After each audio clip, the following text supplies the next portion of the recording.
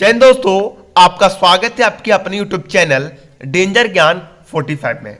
दोस्तों ये video class 10 वालों के लिए काफी महत्वपूर्ण होने वाला है, क्योंकि आज की इस वीडियो में मैंने विज्ञान का सबसे मोस्ट इंपोर्टेंट न्यूमेरिकल लिए हैं बोर्ड एग्जाम 2023 के लिए। दोस्तों आज की इस वीडियो में मैं आपको मात्र 10 न्यूमेरिकल सॉल्व कराने वाला हूं। यदि इन 200 न्यूमेरिकल को आप कंप्लीट कर लेते हो तो मैं आपको 100% गारंटी देता हूं कि इन 200 न्यूमेरिकल से बाहर एक भी न्यूमेरिकल आपके एग्जाम में नहीं पूछे जाएंगे। ठीक है, देखिए दोस्तों आप समझदार हो, मुझे समझाने का कोई जरूरत नहीं है कि क्या इंपॉर्टेंट है और क्या नहीं, इसलिए मैं समय को बर्बाद नहीं करूंगा, डायरेक्ट में न्यूमेरिकल पाऊंगा। देखिए सबसे पहला न्यूमेरिकल है, मैं सॉल्व भी कराऊंगा, आप लोगों को टेंशन बिल्कुल भी नहीं लेना है। देखिए पहला न्यूमेरिकल है कि एक दर्पण की वक्रता त्रिज्या 40 सेंटीमीटर है, इसकी फोकस दूरी होगी क्या? इसकी फोकस दूरी होगी। तो देखिए आपको कोई भी न्यूमेरिकल सॉल्व करने से पहले दो बातों को ध्यान में रखना पड़ेगा। पहला बात कि जो भी न्यूमेरिकल में दिया हुआ है सबसे पहले उसे लिख लीजिए, जो ज्ञात करना है उसे भी आप लोग जरूर लिख लीजिएगा। देखिए पहले हम न्यूमेरिकल को सॉल्व करते हैं। यहां पे देखिए एक दर्पण की वक्रता त्रिज्या 40 सेंटीमीटर है, यानी कि हमें आर का मान दिया हुआ है 40 सेंटीमीटर। जो चीज का मान दिया हुआ है उसे आप लोग जरूर पहले लिख लीजिएगा। तो वक्रता त्रिज्या 40 सेंटीमीटर दिया है, उसकी फोकस दूरी होगी, यानी कि हमसे एफ का मान यानी कि फोकस दूरी का मान पूछा जा रहा है।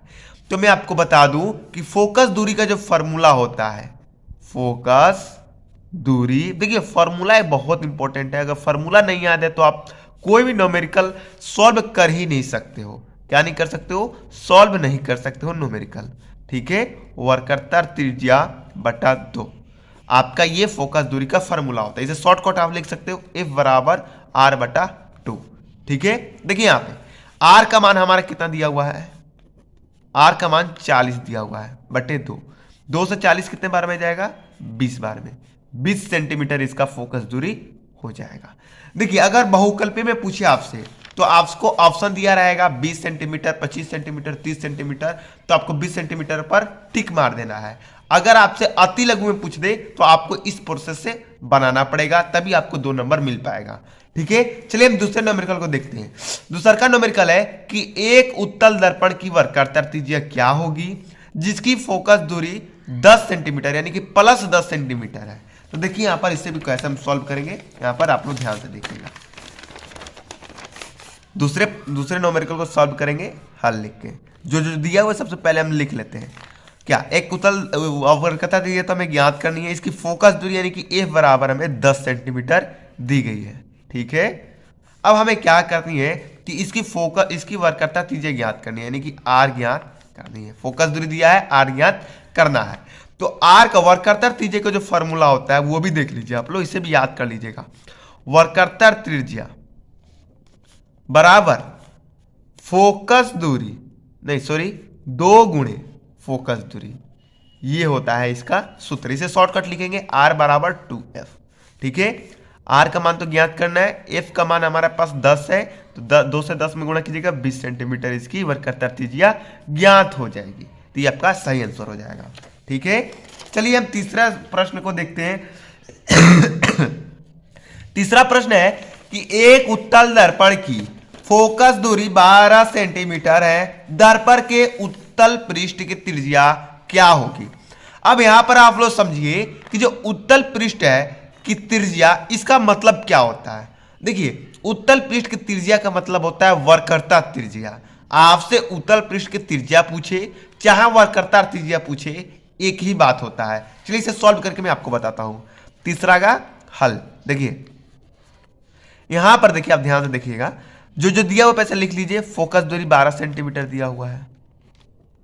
ठीक है, जल्दी जल्दी लिख रहा हूं तो राइटिंग थोड़ा खराब रहेगी, उसके लिए दिल से सॉरी, क्योंकि वीडियो लंबा ना हो यार। देखिए अब उत्तल पृष्ठ की त्रिज्या ज्ञात करना है, यानी कि R का मान ज्ञात करना है, वक्रता त्रिज्या का मान ज्ञात करना है। तो मैंने अभी आपको फॉर्मूला बताया कि R बराबर 2F होता है। तो जो हमारा मान दिया उसे लिख लेते हैं। F का मान 12 है, 24 सेंटीमीटर इसका जो है उत्तल पृष्ठ की त्रिज्या ज्ञात हो जाएगा। यही आपका आंसर हो जाएगा। ठीक है, चलिए हम चौथे प्रश्न को देखते हैं। चौथा प्रश्न है कि वायु में प्रकाश की चाल 3 × 10⁸ मीटर प्रति सेकेंड है, जबकि एक पदार्थ में इसी का चाल 1.5 10⁸ मीटर सेकेंड है, तो हो जाती है, तो पदार्थ का अपवर्तनांक होगा। दोस्तों ये काफी इंपॉर्टेंट है और काफी आसान है। ठीक है, देखिए मैंने इसी प्रकार का 2 प्रश्न ले रखा है। यहाँ पर देखिए 7 नंबर में प्रश्न वही है, निर्वात में प्रकाश की चाल इतना है जिसका अपवर्तनांक कितना है, तो कांच में प्रकाश की चाल होगी। ठीक है, 2 प्रश्न इसके काफी इंपॉर्टेंट है कि तो ये और एक ये। ठीक है, तो चलिए हम सबसे पहले 4 नंबर जो प्रश्न है उसे सॉल्व करते हैं। देखिए यहाँ पे कैसे सॉल्व होगा, ध्यान से देखिएगा। चौथा सवाल ये थोड़ा ध्यान से देखिएगा, इजी है लेकिन थोड़ा समझना पड़ेगा। देखिए जो जो दिया हुआ लिख लीजिए। प्रकाश की चाल दिया गया है क्या चीज में, वायु में दिया गया है। वायु में देखिए प्रकाश की चाल क्या दिया गया है, वायु में प्रकाश की चाल क्या दिया हुआ है, कितना दिया हुआ है, 3 × 10⁸ मीटर प्रति सेकेंड। ठीक है, अब देखिए अब क्या कह रहा है कि जबकि एक पदार्थ में इसी का चाल 1.5 × 10⁸ मीटर सेकेंड हो जाता है, यानी प्रकाश का ही चाल किसी और पदार्थ में 1.5 × 10⁸ मीटर सेकेंड हो जाता है। तो क्या लिखेंगे, किसी पदार्थ में, क्या लिखेंगे, किसी पदार्थ में। देखिए लिखने का भी कला होना चाहिए जिससे एग्जाम में बहुत खुश होता है। किसी पदार्थ में प्रकाश की चाल, राइटिंग थोड़ी खराब हो रही है, दिल से सॉरी। किसी पदार्थ में प्रकाश की चाल कितना दिया है, 1.5 × 10⁸ मीटर प्रति सेकेंड। हमें निकालना है अपवर्तनांक जिसे हम एन से प्रदर्शित करते हैं। ठीक है, अब देखिए अब एन कैसे ज्ञात होगा। अब आपको एक बहुत ट्रिक में देने वाला हूं, बहुत शानदार ट्रिक। अगर इस प्रकार के अगर न्यूमेरिकल आए तो आपको कुछ भी नहीं करना है, बस इन ऐसा लिख देना है, जो ज्ञात करना है उसे लिख देना है, और उसके बाद लिखना है कि अपवर्तनांक निकालना है ना, मैं अपवर्तनांक एन, तो बराबर वायु में प्रकाश की चाल लिखना है। बस ये याद कर लीजिएगा, वायु में प्रकाश की चाल, बस इतना, बटा में आपका पदार्थ में प्रकाश की चाल, पदार्थ में प्रकाश की चाल। इतना करने के बाद वायु में प्रकाश की चाल कितना हुआ है, 3 × 10⁸, पदार्थ में 1.5 × 10⁸। 10⁸ से 10⁸ कैंसिल, 1.5 से 3 2 बार में कैंसिल, ये इसकी जो अपवर्तनांक होगा वो 2 होगा। ठीक है, ये राइट आंसर हो जाएगा। ऐसे करना है, नहीं आया समझ में कोई बात नहीं, 7 नंबर न्यूमेरिकल से मैं आपको उससे भी फिर से समझा दूंगा। चलिए यहां पर देखिए, 5वां है न्यूमेरिकल कि एक लेंस की फोकस दूरी 20 सेंटीमीटर है, इसकी क्षमता होगी। 5वां का हल देखिए, ध्यान से समझिएगा, एक बात याद रखिएगा। देखिए लेंस तक दिया हुआ है, उसकी जो फोकस दूरी दी है वो -20 सेंटीमीटर दी हुई है। आप कहोगे सर ये तो 20 सेंटीमीटर दी है, प्लस में अपने माइनस क्यों लिखा। मैं कह रहा हूं कि लेंस बता रहा है, ये नहीं बता रहा है कि वो अवतल लेंस है कि वो उत्तल लेंस है कि समतल लेंस है। वो सिर्फ कह रहा है कि एक लेंस है जिसकी फोकस दूरी 20 सेंटीमीटर है, इसलिए हमने फोकस दूरी -20 में लिया। और इसकी क्षमता दूरी, इसकी हम क्षमता ज्ञात करनी है, यानी कि P ज्ञात करनी है। अब एक बात याद रखिएगा कि क्षमता का 2 फॉर्मूला होता है, P का 2 फॉर्मूला होता है। एक होता है F/100 और एक होता है F/1। अब आप कहोगे सर इसमें कौन से फॉर्मूला की यूज करना है, इसका या इसका। अब यहां पर एकदम बारीकी से समझिएगा लो, ठीक है, क्योंकि अभी मैं बहुत इंपॉर्टेंट बात समझाने जा रहा हूं। अगर जो न्यूमेरिकल दिया हुआ है, अगर उसमें क्षमता पूछा जा रहा है, P पूछा जा रहा है, तो सबसे पहले आपको उसके फोकस दूरी पर ध्यान देना है। यानी कि अगर फोकस दूरी सेंटीमीटर में है, क्या चीज में है, सेंटीमीटर में है, तो ये वाला फॉर्मूला लगाना है। अगर मीटर में हो तो आपको नीचे वाला फॉर्मूला का यूज करना है। आया समझ में। जैसे कि इस न्यूमेरिकल में सेंटीमीटर दे दिया गया, इसलिए हम इस फॉर्मूला का यूज करेंगे, P बराबर F/100 का यूज करेंगे। अब यहां पर F का मान हमारा -20 दिया हुआ है, बटे 100, 0 से 0 कैंसिल, 2 से 10 5 बार है, -5 डायपोटर इसका आंसर हो जाएगा। यानी कि जो इस लेंस की क्षमता होगी -5 डायपोटर होगी। ठीक है, चलिए हम आप लोग जो छठा न्यूमेरिकल उसे समझिए। किसी उत्तर लेंस की फोकस दूरी 2 मीटर है, लेंस की क्षमता होगी। 6 नंबर का हल लिखिएगा, काफी इजी है, दोनों एक दूसरे मैच करते हैं, तो मैं अभी इसको समझाता हूं। देखिए यहां पर आपको R दिया हुआ है, R नहीं F दिया हुआ है 2 मीटर, -2 नहीं लेंगे, 2 मीटर लेंगे। अब आप कहोगे सर हमने ये प्लस में क्यों लिया, आपने तो इसमें माइनस में लिया था फोकस दूरी। तो देखिए उत्तल लेंस की फोकस दूरी की बात की जा रही है, तो उत्तल लेंस की अगर जब भी फोकस दूरी की बात की जाए तो उसे हम प्लस में ही लेते हैं। ठीक है, हमें पी का मान ज्ञात करना है। अब आप बताइए कि यहां पर कौन सा फॉर्मूला यूज होगा, P बराबर 100/f वाला या 1/f वाला फॉर्मूला यूज होगा, जल्दी से बताइए। तो आप कहोगे सर 1/f वाला यूज होगा। अरे यार f/1 लिखो चाहे 1/f लिखो, क्या बात है। ठीक है, तो अब देखिए यहां पे ध्यान दीजिएगा, तो हमें यहां पर हमें 1/f वाला फॉर्मूला यूज करना है। क्यों? क्योंकि ये मीटर में है, अभी तो मैंने आपको समझाया। देखिए यहां पर 1/f, 1 का मान है दीजिए, f का मान हमारा 2 है, 2 से जब 1 में भाग कीजिएगा, 2 से 1 में, चलिए मैं करके दिखा देता हूं यार, आप कंफ्यूज मत होना। एक यहां पर क्या करेंगे, 0 लेंगे, जिससे यहां पर 0 पॉइंट लेंगे, जिससे यहां पर 0 बढ़ जाएगा। 2 से 10 कितने बार में जाएगा, 5 बार में जाएगा कैंसिल, यानी कि जो इसका क्षमता होगा 0.5 डायपोटर होगा। ठीक है, आपको समझ में ऐसे किया जाएगा। चलिए 8वां न्यूमेरिकल देखिए, 7वां न्यूमेरिकल देख लीजिए। निर्वात में प्रकाश की चाल 3 × 10⁸ मीटर सेकेंड है, जिसका अपवर्तनांक 1.5 है, तो कांच में प्रकाश की चाल होगी। ये हूबहू 4 नंबर न्यूमेरिकल के जैसा है। ठीक है, देखिए 7वां हल जो दिया उसे पहले लिख लीजिए फटाफट। निर्वात में प्रकाश की चाल दिया है, निर्वात में प्रकाश की चाल कितना दिया हुआ है दोस्तों, निर्वात में प्रकाश की चाल यहां पर 3 × 10⁸ मीटर प्रति सेकेंड दिया हुआ है। यहां अपवर्तनांक भी दिया हुआ है, अपवर्तनांक कितना दिया गया है, 1.5। ठीक है, अब हमें निकालना है प्रकाश की चाल, कांच में प्रकाश की चाल, कांच में प्रकाश की चाल ज्ञात करनी है। ठीक है, प्रकाश में हमें चाल ज्ञात करनी है। कैसे ज्ञात होगा, देखिए अब मैंने आपको एक ट्रिक बताया था कि ऐसे प्रश्न दिख जाए तो डायरेक्ट आप भाग कर दो एक दूसरे में, 3 × 10⁸ बटे में 1.5 कर दो, डायरेक्ट भाग। 1.5 से 3 2 बार में जाएगा, यानी कि इसका आंसर आएगा 2 × 10⁸ मीटर प्रति सेकेंड। ये आपका राइट आंसर हो जाएगा। ठीक है, बस ऐसे करना है, ज्यादा लंबा नहीं करना है मेरे भाई, ज्यादा लंबा प्रोसेस हमको करना ही नहीं है। ठीक है, चलिए हम आगे जो न्यूमेरिकल उससे भी देख लेते हैं। यहां पर है देखिए 8वां न्यूमेरिकल, इसे हटाने दीजिए। एक अवतल दर्पण है, ठीक है, जिसकी फोकस दूरी 20 सेंटीमीटर है, जिसकी फोकस दूरी क्या है, 20 सेंटीमीटर है। तो यहां पर देखिए इसके सामने एक वस्तु रखी हुई है, कितनी दूरी पर, 60 सेंटीमीटर की दूरी पर। तो वस्तु का प्रतिबिंब का स्थिति का गणना कीजिए। ध्यान दीजिएगा, काफी इंपॉर्टेंट है ये 8वां हल। देखिए यहां पे क्या क्या दिया हुआ है, सबसे पहले लिख लीजिए। फोकस दूरी का मान दिया हुआ है, तो माइनस में लेंगे 20 सेंटीमीटर। आप कहोगे क्यों, क्योंकि यहां पर अवतल लेंस है, अवतल दर्पण है, तो अवतल दर्पण की फोकस दूरी हमेशा माइनस में लेते हैं। ठीक है, अब हमारे वस्तु की दूरी दी हुई है, u का मान दिया हुआ है, कितना दिया है, -60 सेंटीमीटर। आप कहोगे सर प्लस में दिया है, तो हमें हमेशा किसी भी न्यूमेरिकल में वस्तु का दूरी हमेशा माइनस में लेना है। ठीक है, तो वस्तु की दूरी जो है वो -60 सेंटीमीटर हो गया। हमें ज्ञात क्या करना है, प्रतिबिंब की दूरी, यानी कि v बराबर हमें ज्ञात करना है।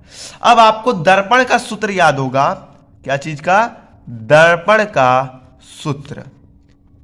दर्पण का सूत्र याद है, क्या होता है, 1/f बराबर 1/u प्लस 1/v, यही सूत्र होता है।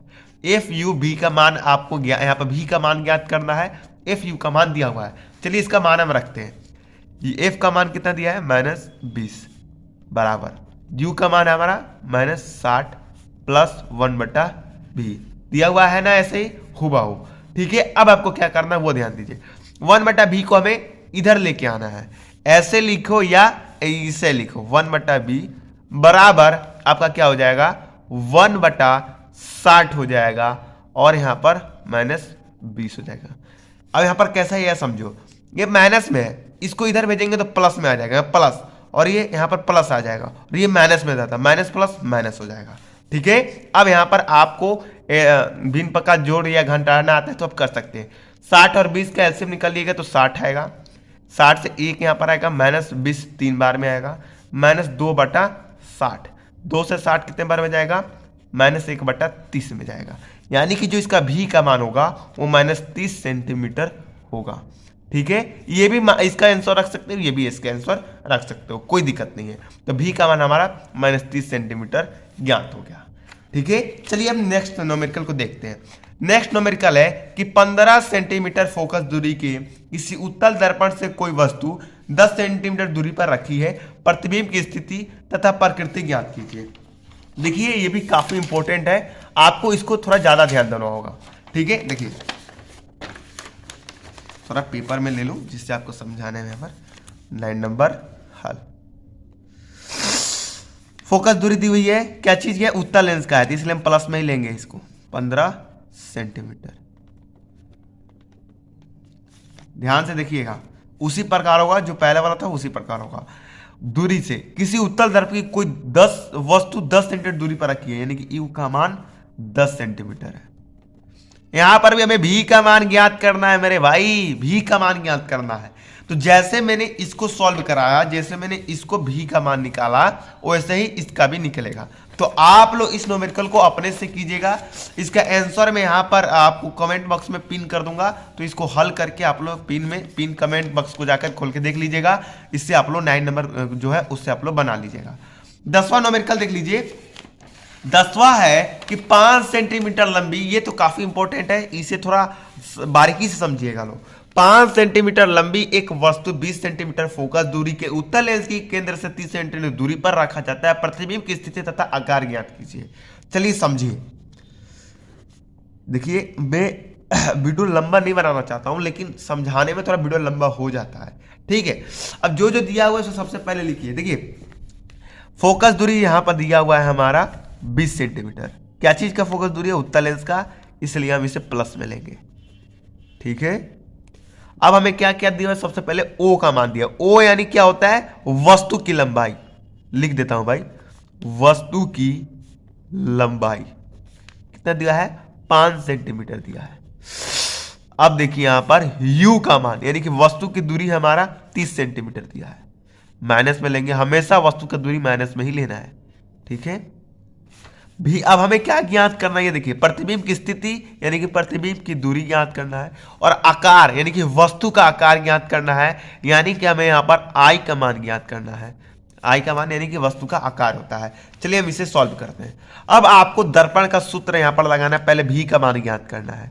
दर्पण का सूत्र क्या होता है भाई, सबको मालूम है कि 1/v इसे यहाँ पर लेंस ना है, न्यूमेरिकल में लेंस है ना, तो लेंस का फॉर्मूला होता है 1/v माइनस 1/u बराबर 1/f, ये होता है।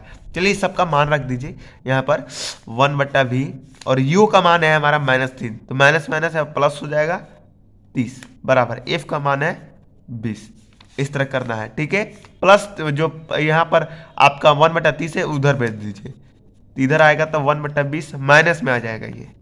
ठीक है, अब इन दोनों का अगर आप यहाँ पर एलसीएम निकालते हो तो कितना आएगा, 60 आएगा।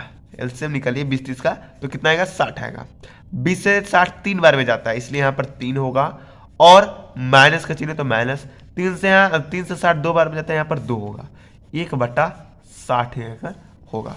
अब देखिए यहाँ पर हमारा जो भी का मान है वो 1/60 यानी कि 60 ज्ञात हो चुका है।